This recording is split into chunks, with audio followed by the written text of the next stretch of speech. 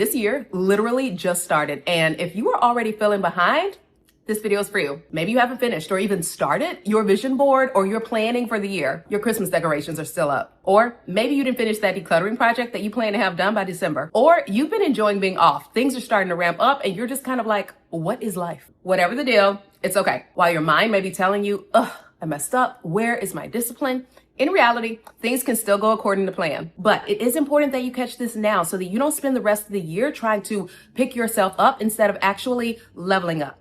Let's get into it. First up, recognize the real problem. Feeling behind at the beginning of the year is not a motivation problem. It's an expectation problem. So I'm gonna be honest with you. This year has not started out the way I planned at all. I got sick on Christmas with whatever new flu cooties are going around, and it took your girl down for a good few days. That forced me to slow down in a way that I didn't expect. But needing to slow down does not mean that I've started January out on the wrong foot or that I failed. What I have seen over and over again with myself, with people I've worked with friends of mine, is that January comes with this expectation that we are supposed to hit the ground running and have it all together by the time January starts. And if we're not ready by like the first Monday, then it's all downhill. And to be fair, this expectation is not coming from nowhere. It is coming from everywhere around us. We are surrounded by messaging that says that January is supposed to look a certain way. New routines, new habits, new mindset, new body, new productivity level, new everything. And if your real life doesn't match that picture, it's so easy to assume that you're doing something wrong. But most of the time, the issue isn't that you're off track, but that the expectations that you put on yourself were never realistic to begin with. I must admit that I do love January 1st as a new year, new me type of thing. I happily drink the Kool-Aid every single year because I just love the excitement of the new and a fresh start. But it used to hurt me because I would think that if I wasn't fully locked and loaded by January 1st, then it meant that there was something wrong with my discipline. After years of frustration and getting it wrong and figuring out what finally worked for me, I realized that what I really lacked was understanding of myself and how I flowed with the process. Yes, I still like to plan and prepare, and I do believe that that's very important. But now, instead of putting this pressure on myself to overhaul my life by January 1st or on January 1st or by the first Monday in January or whatever the arbitrary date is, my focus now is on staying engaged. I kind of think of it as my free trial for the year where I am in the game, I'm doing the things, but without burning myself out. Which brings me to the bigger point. Most people don't fail outright. They disengage. Once they feel behind, they don't just feel discouraged, but they start to completely tap out. The year doesn't necessarily fall apart. It just slowly turns into a repeat of the year before. Here's the thing. Disengagement doesn't usually look like giving up and saying, you know what, I'm done. I give up. I'm over it. It's a lot more subtle and it looks reasonable. There are 3 common traps that I used to fall into and ways that I see other people disengage. First is all or nothing thinking. I'm going to go 100% balls to the wall. And if I can't do it right, I won't do it at all. This shows up when things don't look the way you imagine that they would. You miss a few days, a few weeks, or you don't start as strong as you planned. And instead of adjusting, you pull back completely because doing things imperfectly feels uncomfortable. So you wait, and waiting turns into stopping. This usually sounds like, well, I already messed up, so what's the point now? And instead of doing the next right thing, you mentally check out because we've been brainwashed into believing that if we cannot do a thing perfectly, then there really is no point. It is almost the exact same thing as not doing it at all. Another reason that people disengage is because they think that they are supposed to feel ready before they move forward. Please hear this.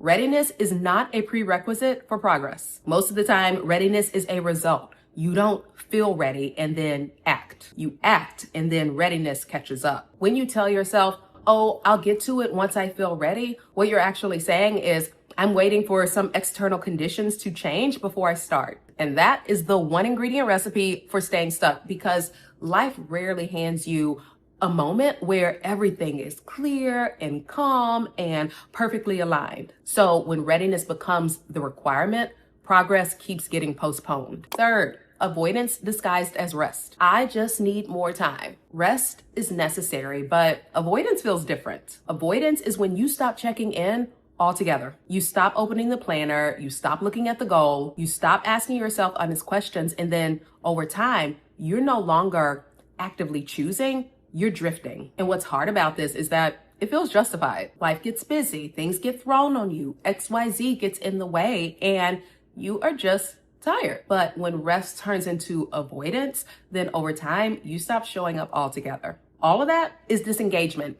And it usually happens right around now. If you're watching this when it goes live, the second Friday in January, that is what is commonly called Quitter's Day. It is where most people have already given up. They go back to work, go back to normal routines, the excitement fades, and life looks like life again. Whether they realize it or not, they start repeating the same patterns that they wanted to change, but they put too much pressure on themselves, and they didn't put the right supports in place to make those plans, dreams, goals, desires achievable. If you don't have a way to stay engaged, then your goals slowly move to the background because you don't have anything pulling them forward. So here's the fix. Instead of focusing on perfection, focus on engagement, staying connected to what it is that you said you wanted, even while living your real life. Not your ideal one, but your actual life. And I know the question that comes next is, okay, but what does that practically look like? Let's make sure we clear some things up. Staying engaged does not mean feeling motivated every day,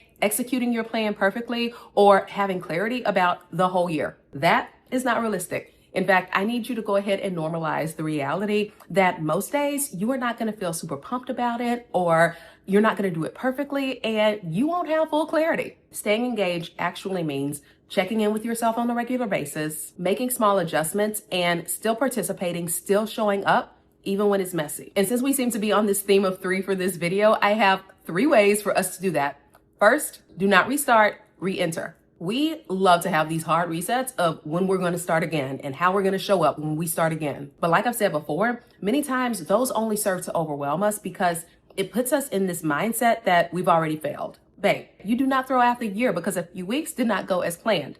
You re-enter. Restarting assumes that everything before this moment doesn't really count, whereas re-entry assumes that you are just continuing from where you are. One adds a lot of pressure. The other adds a sense of relief. Having this mindset to restart, I'll start again next month or next week or whatever, it makes progress feel fragile, like things could fall apart at any moment. When you focus on re-entry, it is going to protect that momentum that you have already started and that you built up. In real life, re-entry looks like returning to routines without overthinking them. Here, you don't ask, what is the best possible system before I get back to it? You ask, what is the easiest way back in? You go back to whatever it was that you were last doing that kept you in the game, even if it wasn't ideal or perfect. Maybe that is opening your planner again, even with weeks of pages not completed. Going back to your morning walk instead of trying to build a whole new workout plan. Doing a simple weekly check-in. Yes, you may have bigger things that you want to do, but you gotta start somewhere. Picking back up midstream. So I like to give this example because I think it really helps to put things in perspective. Say you started on a journey to go on a road trip and drive from Texas to New York. You plan to do it all in one go, only pulling over just to get gas. But you get to Oklahoma and you see a sign of some place that has the best pies in the world, so you pull over because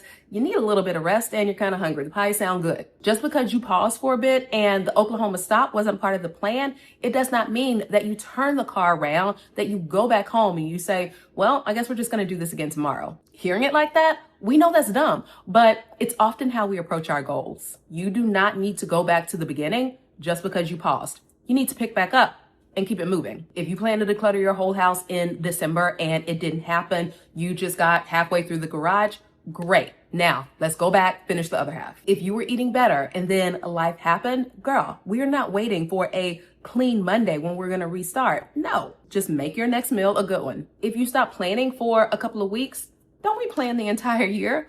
Plan this week. Again, the idea is to just keep it moving. Don't rewind the tape. Press play. Not erasing progress just because it wasn't perfect. This is where a lot of people lose their minds. They convince themselves that because it wasn't at 100 every day, then it doesn't count. Progress does not just disappear just because it wasn't perfect. If you worked out for 3 weeks, that mattered. If you decluttered a few spaces, that mattered. If you showed up, albeit with varying energy, that still counts. Re-entry says, I don't need to always start from zero.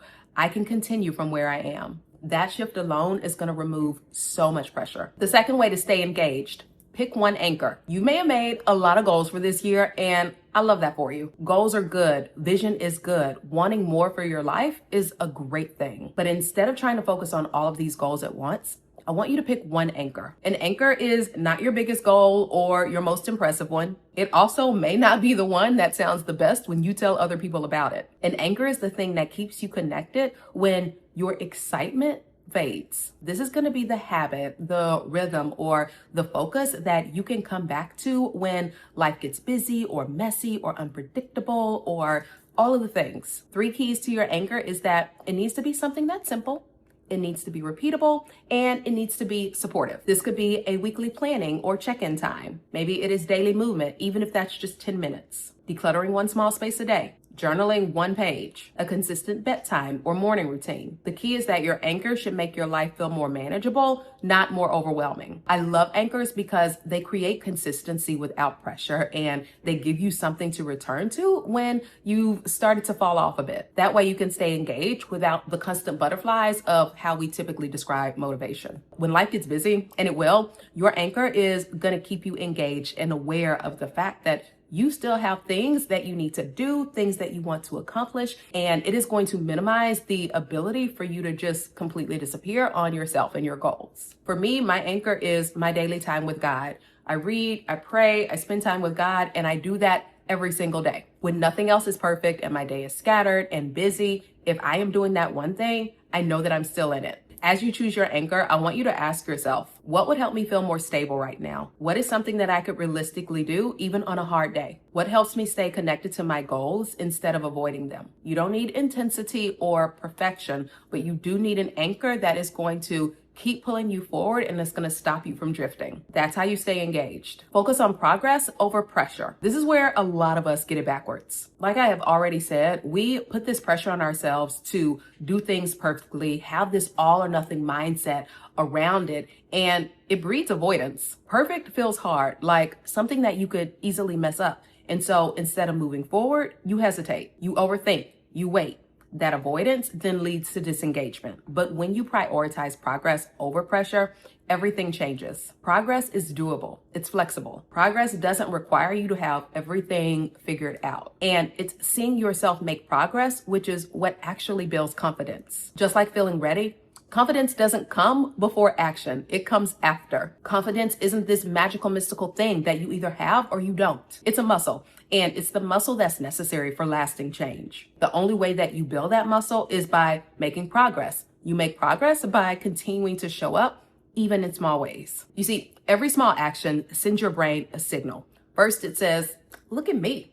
I'm still in this. When you take one small step, your brain learns that you're capable. I can make steps. I can do this. And then when you show up again, your brain learns that you're consistent. And then when you keep going, you keep showing up, you keep doing the thing, it learns that you can be trusted. Self-trust builds confidence and makes change happen. It is not pressure. It's not perfection. It is not about having all the things lined out and knowing exactly what to do.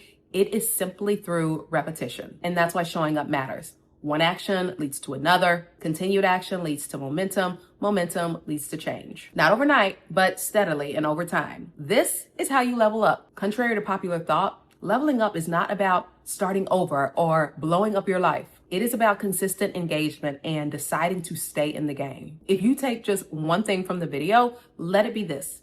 Focus on the process and let it do its job, because change can only happen when you stay engaged long enough for momentum to build. And if you want help staying engaged this year, I would love for you to check out my Declutter Your Life 2026 digital calendar. I created this for people who are like, I don't need more pressure. I need a structure that actually supports my life. I designed it to help you let go of all of the things that keep your life stuck, physically, mentally, emotionally, clutter in your habits, in your time, etc., so that you can create space for consistent and meaningful change. No pressure, but if that feels supportive for you, I will link it below, and you can also check it out using the QR code on the screen. Also, I have a few other things that are coming down the pipeline and ways to support you, things that you guys have asked me for, and I'm very excited to get it started, but I'm going to keep it under wraps for right now. For now, I'm just going to say, make sure you're signed up for my mailing list so that you can hear all about it. That is linked in the description below as well. Thanks for being here. I am so excited about this year. I'm excited about what it has in store for you and the ways that you're going to level up. Let me know in the comments how you are starting out the year and how you're planning to stay engaged. If you enjoyed this video, go ahead and give it a thumbs up and share it with someone else who needs it.